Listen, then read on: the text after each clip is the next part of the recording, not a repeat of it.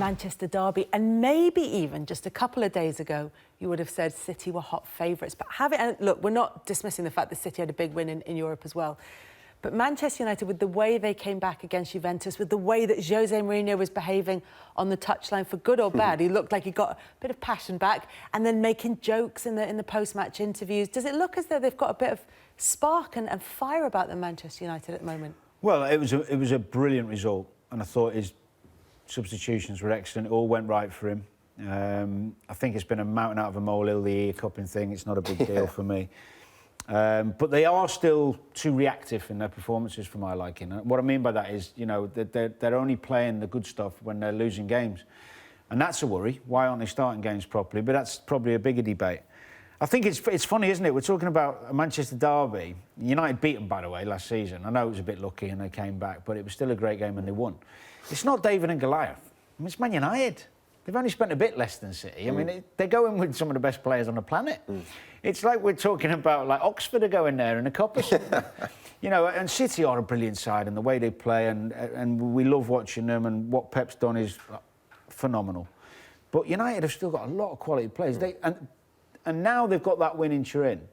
They will go there with a bit more confidence, but it's still going to be tough. All I would say is that, I don't know how you found it sometimes, but, you know, like when you go away from home, you can play how you want without fear of repercussion from the fans and that groan and moan of how can you play on that? You know, Mourinho will like being pragmatic. Well, they have to be.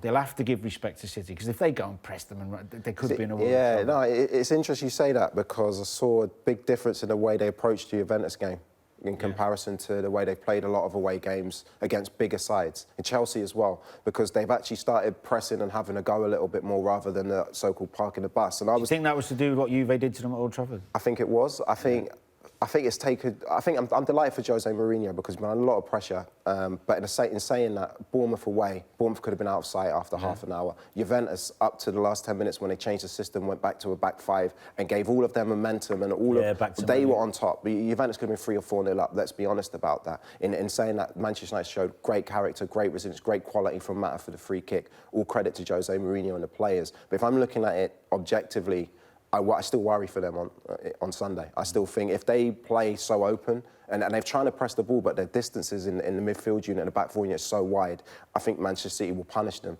So for me, what I'm looking for Manchester United to do is be aggressive, be positive and be compact, and go and have a go and press, but do it as a team. And sometimes I still see them pressing in 1s and 2s. They got picked off by Juventus. They got picked off by Bournemouth the game before. So yeah, it's great they've won a couple of games, but looking at them objectively in terms of performance, I still worry about them going to a side like Manchester City. The problem is with pressing is that you need legs. So when you look at the team that Klopp always picks in midfield, Milner, Henderson, Wijnaldum, Keita, they can all do it. Can all go there and get back. Now, all right, they might not be able to do it at 90, and Liverpool do sometimes tire. The front three are all quick. Sometimes he makes them press, sometimes they stay and let the full-backs go, depending on who they're playing against. City all do it. Now, when you look at United, and this ain't about players' attitudes, this is about their physicality. Mata is not really a good presser of the ball, which my Mourinho got rid of him at Chelsea. Matic doesn't particularly press the ball that well. He's a screener and he'll intercept, but he doesn't want to come out of position and press. Pogba's not defensive-minded as a presser. He'll do it, but it's reactive. It's not proactive. And there's too many... Lukaku. You know, difference when Sanchez plays as a striker, I saw it at Bournemouth, it's tenacity. Yeah. You know, it's not just runs behind, it's runs without the ball. Yeah, exactly that. So it's hard for Jose. I mean, I say hard. He spent God knows how much on...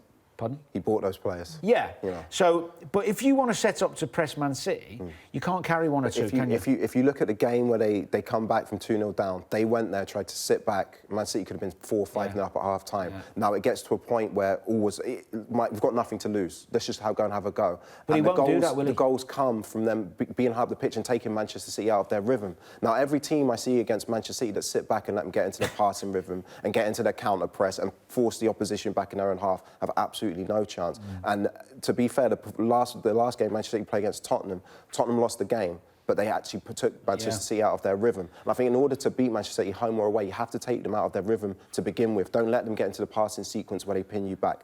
Beat them at their own game. Look at Liverpool last year in the Champions League. The only team that had the physicality and the Klopp has no fear in playing his way. His record against Guardiola is outstanding because he's not fearful of City. He doesn't want to sit back. He takes a risk and he goes and presses them. Now, that's what I'm looking... But I don't think United got the players to do it. Well, that's up to Jose Mourinho. But for me, I think that's the only way that you beat this Manchester City team at the moment. I'm sitting back and hoping for a counter or hoping for a set piece. I don't think that gives you the best opportunity to actually win a game against them. So if they go there, sit back and look for a draw, I pray for him because I'm a Manchester United fan. But what I'm looking for Jose now is to show is... wrong with you. Exactly. What I'm looking from Jose, and he's a top manager, is to tactically get this one right. See, I think you can play on the counter with United when you've got... If you've got a passer in the middle of the pitch.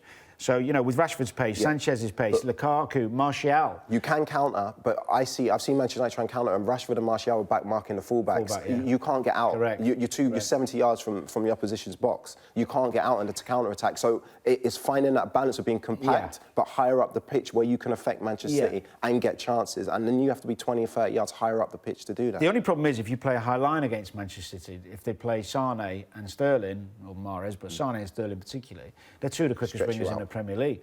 So you need someone to match the runs in behind, or the line has to be really good. But I think it's fair to say, whichever way we're talking about, it's a risk. Yeah, because you're playing it because they're so good. So which way does he go? My feeling is Mourinho will start cautious because that's the way he is.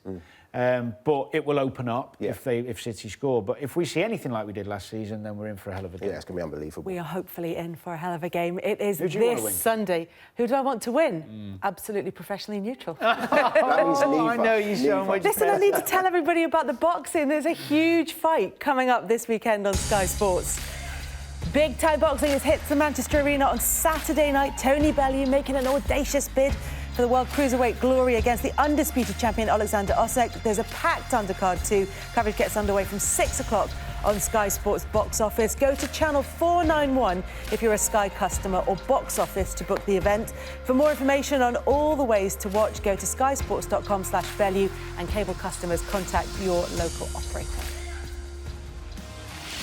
As far as the football is concerned, this is what's coming up for you. It gets underway Saturday lunchtime with Cardiff against Brighton. Liam and I will be there. Join us from 11:30, Sky Sports Premier League and main event.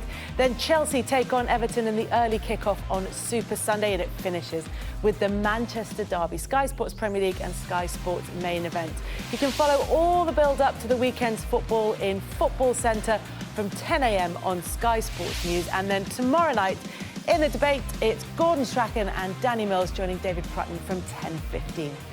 From all of us here in the studio this evening, though, bye-bye.